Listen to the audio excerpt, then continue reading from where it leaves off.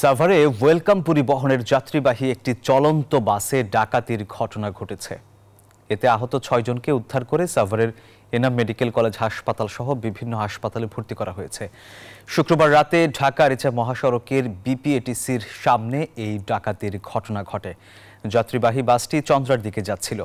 এ সময় বাসের ভেতরে যাত্রী বেশে থাকা ডাকাত দলের ৩ সদস্য মহাসড়কের রেডিও কলোনি এলাকা পার হওয়ার পর শামীম নামে এক যাত্রী সহ আরও কয়েকজনকে ছুরিকাঘাত ও মারধর শুরু করে।